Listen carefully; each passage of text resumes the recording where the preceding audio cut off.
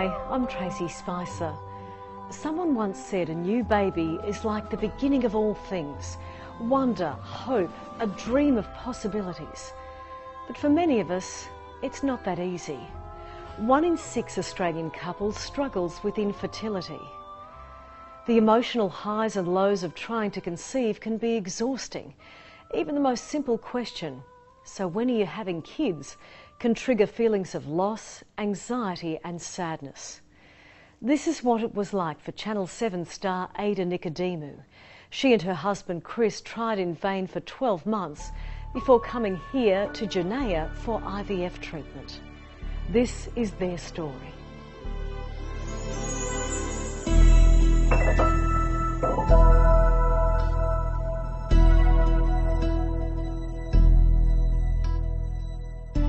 I have always known that I want to be a mum. It's the only thing I've ever been sure about. I know I've been put on this earth to be a mum.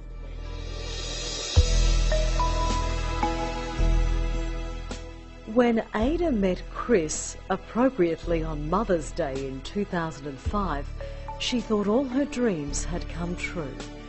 They'd bonded over a love of family. You know, usually when you meet someone and you say, oh, I want to be a mum, my God, it's run the other way, you know. Whereas it's what Chris has always known he's wanted as well, isn't it? To be a mum. Yeah, to be a mum. She just seemed really like the girl next door. And I just, you know, she's had really good values and she always made from day one, I want to be a mum and this is what I want. And I like that about, you know, sometimes it wasn't just about a career, like she loves work, but it's not all about work. It was always for her, seemed to me to be about family. But after a year of trying to conceive, at the age of 34, Ada realised something was wrong. You know, I thought it was going to happen straight away, as I'm sure everyone does, and I'm quite impatient, and yeah, it didn't really happen straight away. I always knew I had endometriosis, but I never thought it was going to stop me having a baby. Endometriosis affects 1 in 10 Australian women. It causes the lining to grow outside the womb and can affect egg and sperm function as well as embryo implantation. One of the symptoms is heavy or irregular periods, which can also be a sign of polycystic ovarian syndrome. Ada discovered she had 1 polycystic ovary.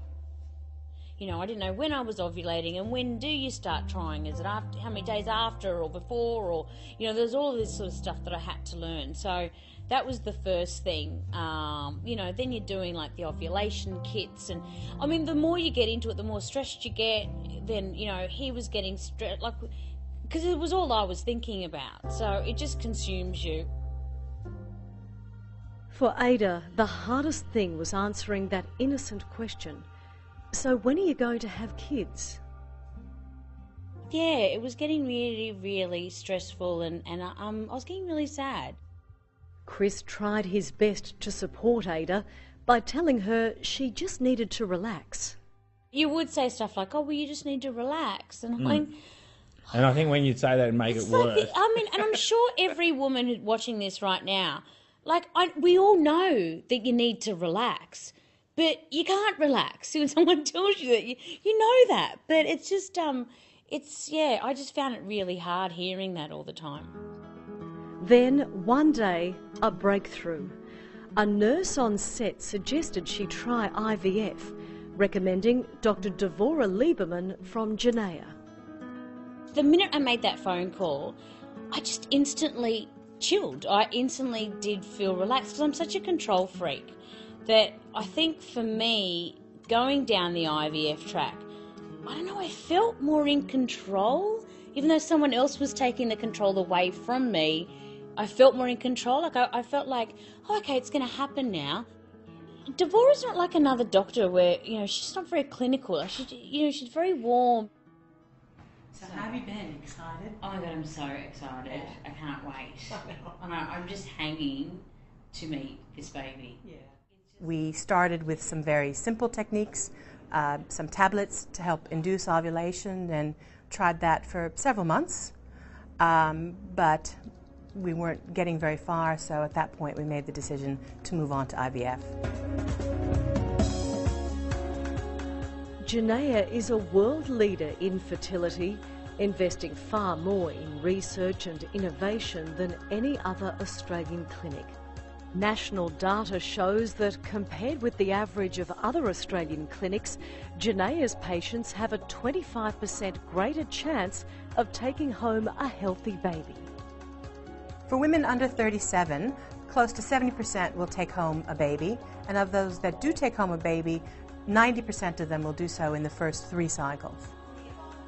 First, doctors do a thorough diagnosis to determine the best course of action, whether it's medical or natural, via Janaea Holistic, which offers acupuncture, yoga, fitness training and nutrition advice. If IVF is required, the patient is given injections of a drug to suppress her natural cycle, then a different drug to increase the number of eggs she produces. Each patient is allocated a personal support team, which includes a doctor, nurse and embryologist. They also have unlimited access to a counsellor and a nurse they can call any time, 24 hours a day. I would ring up and ask the dumbest questions, like real, and nothing was.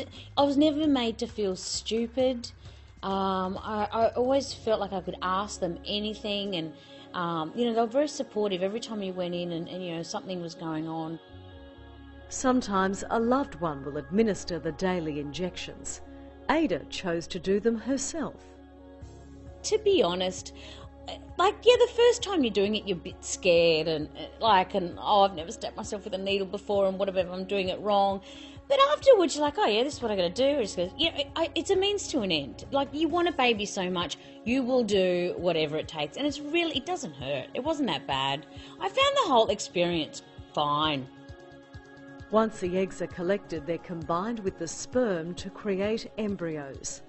Ada produced 8 eggs, resulting in 5 good quality embryos. At Janaea, embryos are carefully monitored as they develop in the lab for 5 or 6 days. Many other clinics transfer embryos after 3 days.